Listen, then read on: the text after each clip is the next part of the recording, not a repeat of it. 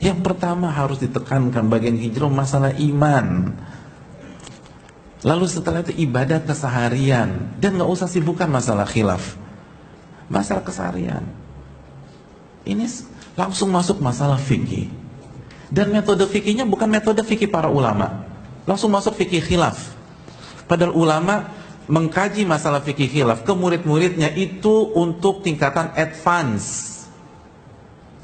Ibnu Qudamah menulis kitab Al-Umdah. Itu buku fikih untuk beginner, untuk pre-basic. Di buku itu dijelaskan yang satu saja sehingga Anda bisa beribadah. Udah, yang penting bisa ibadah deh. Ketika kalau meninggal ngadep Allah, udah ibadah Anda sesuai dengan ilmu. Begitu khatam buku Umdah, naik ke tingkatan berikutnya Al-Muqni'.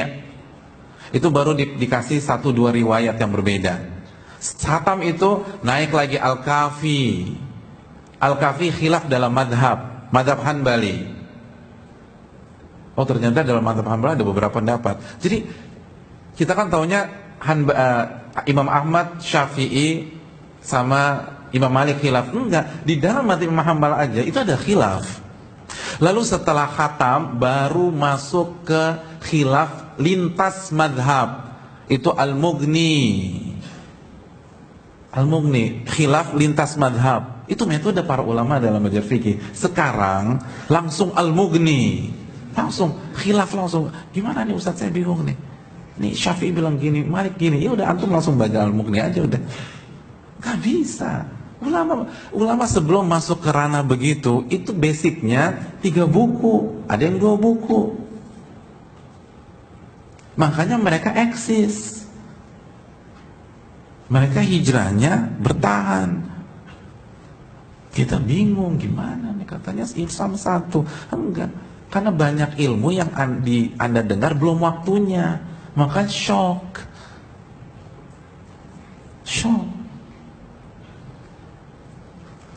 Kayak anak pengen belajar matematik, hari pertama langsung aljabar. Kan bingung, ya Allah, matematik susah banget, stres saya.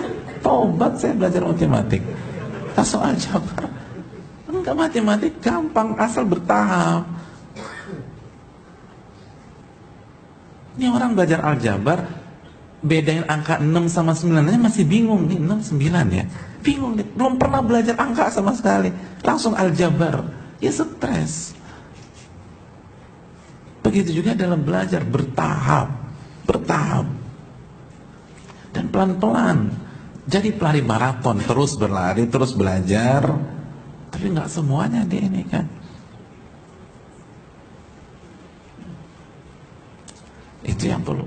Itu akan membuat bertahan. Karena Nabi mengatakan dalam hadis Bukhari, Inna hadha dina yusrun. Agama itu mudah. Agama ini mudah. Walan yushadad dina ahadun illa ghalabah. Tapi tidak ada satupun yang memaksa, yang overdosis, kecuali dia yang akan tumbang. Dan itu terbukti. Saya pernah bertemu dengan beberapa ustadz di sebuah daerah.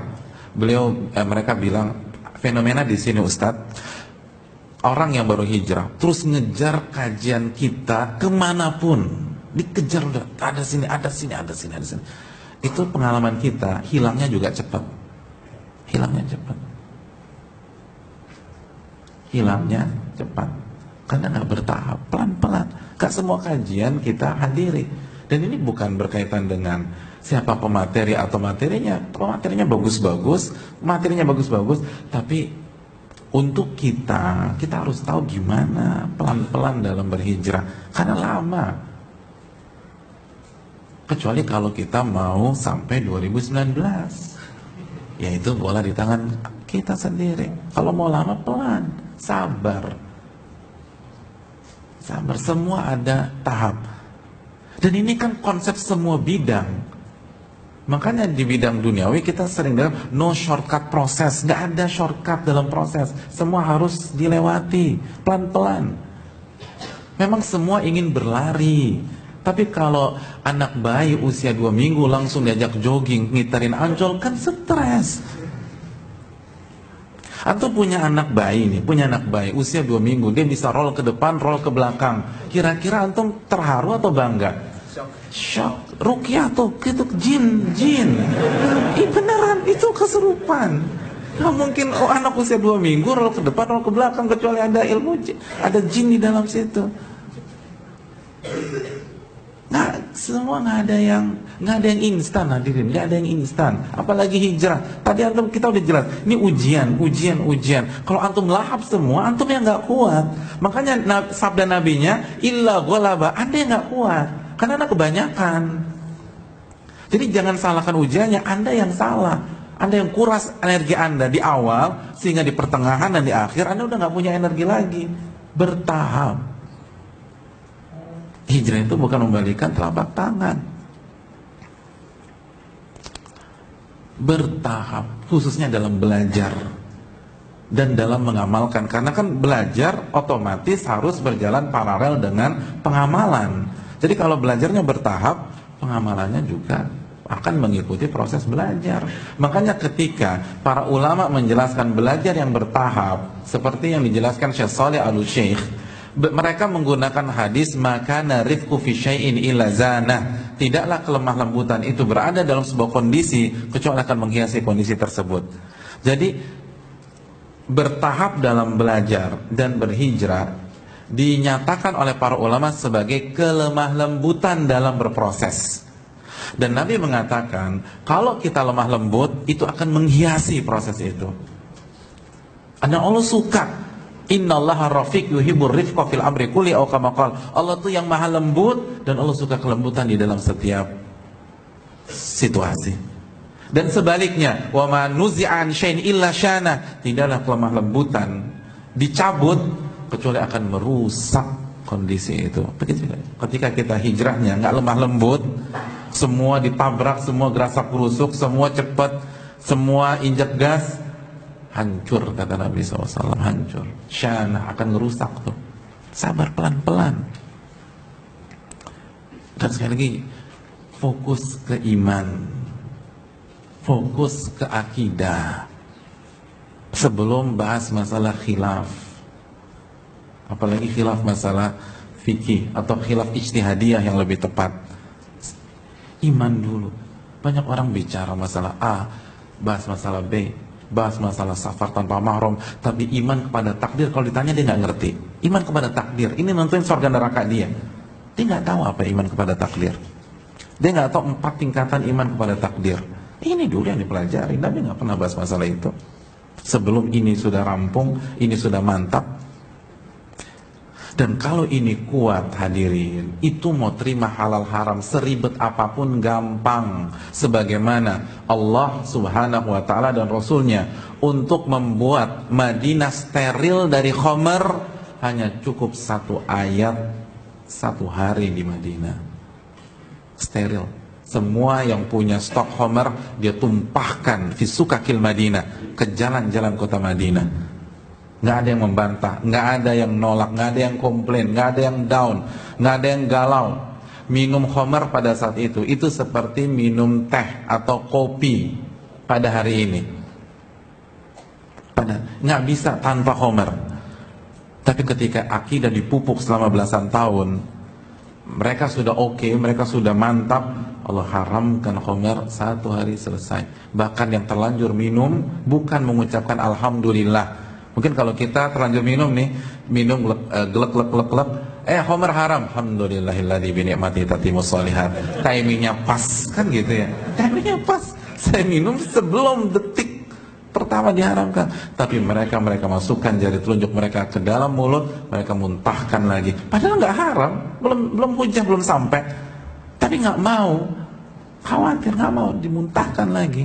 Tapi kan butuh proses untuk mencetak orang-orang sekaliber itu, butuh proses. Gak bisa 1-2 hari langsung.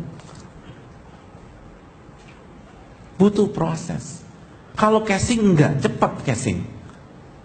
Casing tinggal toko online bisa tuh. Nggak usah keluar, nggak usah nyari ke butik atau nyari ke toko online, bisa. Besok antum ganti casing. Tapi ganti mental, memupuk iman, itu tahunan. Sama kayak antum hobi bola.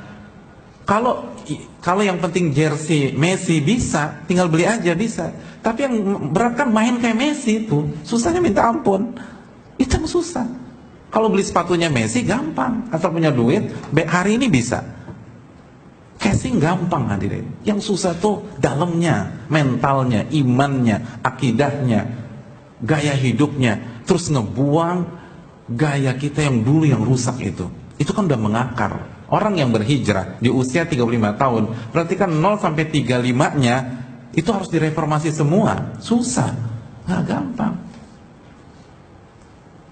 Itu, artinya gini aja nih simpel. Antum sudah terbiasa selama 15 tahun nulis pakai tangan kiri. Itu rubah tangan kanan gampang apa susah?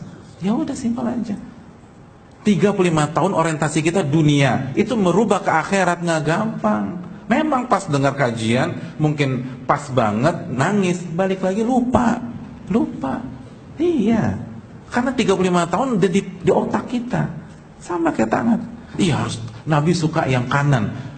Dalam setiap perkara berarti nulis juga Nabi suka yang kanan kalau begitu. Hadis Bukhari. Tapi 15 tahun pakai kiri. Ya Allah, susahnya minta. Ya, kayak berat deh. Allah Ghafurur Rahim lah, pokoknya gampang. Kan gitu balik lagi. Jadi butuh waktu hadirin. Tapi memang kita pengen instan. Semua kita pengen instan. Dan kita dininak bobokan dengan konsep instan. Makanya makanan favorit antum apa? Iya udah, itu udah kelihatan dah. Suka kita sama yang instan. Tapi bagus nggak? Nggak ada yang instan bagus. Yang instan nggak ada yang bagus. Mau bicara apa? Nggak ada yang bagus. Semua harus proses. Semua harus proses. Apalagi kalau kita mau jadi orang-orang berproses.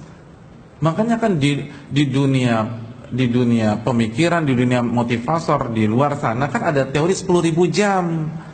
Baru Anda jadi master. Kalau cuma latihan 1, 2, 3 jam nggak bisa Anda jadi master 10.000 jam. Benang merahnya apa sih? Semua harus ada proses pelan-pelan, sabar. Perjalanan jauh, Anda harus punya bekal. Dan lihat Nabi aja deh. Ini bukan teori Ustaz A, Ustaz B, Ustaz C. Lihat Nabi. Kalau Allah ingin turunkan seluruh Al-Quran untuk dipraktekkan di hari pertama di Gua Hira, apa susahnya bagi Allah? Tapi Allah ingin alamuk pelan-pelan, sabar.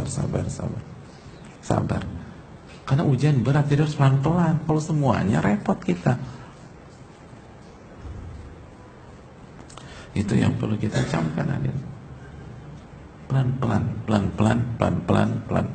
Tapi bukan berhenti. Ya udah kalau gitu mulai pekan depan saya nggak hadir kajian lagi Pak Ustaz. Pelan-pelan. Loh, tetap berlari. Kan pelari maraton, lari. Tapi harus diseleksi, harus jelas, jangan semuanya dikejar. Semua ustadz dikejar nggak bisa. Antum nggak akan pintar matematika kalau gaya antum mengejar seluruh pakar matematika di Jakarta. Stres antum. Semua dikejar. Untuk jadi pakar matematik, antum cari 1-2 pakar dan antum istiqomah belajar sama dia, baru jadi. Ya simpel aja, klub sepak bola sehebat apapun, kalau satu musim 5 pelatihnya kira-kira juara enggak? Enggak, bingung orang, ya Allah. Padahal itu pemain papan atas semua tuh, nggak diajarin dia bisa main, nggak diajarin dia bisa nendang. Tapi kalau diajarin sama banyak orang, bingung. Itulah ucapan dari Syekh Bakar Abu Zaid. Kata Syekh Bakar Abu Zaid, ulama besar yang sudah meninggal sekarang, rahimahullah, kata beliau, izdihamul ilmi fi sam'i mudillatul fahmi. Banyak mendengar dari banyak referensi, khususnya di awal-awal, itu justru bikin bingung pemahaman. Bingung kita. Seperti itu. Makanya guru kimia satu, guru matematika satu. Kalau 6 guru kimia ngajar antum 1 semester, antum bingung, bukan pintar. Dan bukan yang salah, bukan gurunya bermasalah, metodenya salah. Metodenya salah. Akhirnya nggak maju-maju. Tapi kalau lewat, kejar sana, kejar sini, kejar sana. Cari yang cocok dengan antum, yang punya kapasitas, lalu istiqomah dengan itu. Untuk misalnya satu disiplin ilmu, nanti disiplin ilmu yang lain cari yang kapasitas juga, lalu istiqomah sama beliau, lalu cari disiplin ilmu yang lain. Jelas, nggak semua di sweeping. dicari cewek semua duduk, dapat pahala tapi nggak efisien. Dan kita nggak mengharamkan, sebagaimana akan sah-sah aja di satu semester antum kasih 7 guru matematika untuk satu kelas yang sama, tapi berhasil apa tidak? Wallahu ta'ala alam bisawab.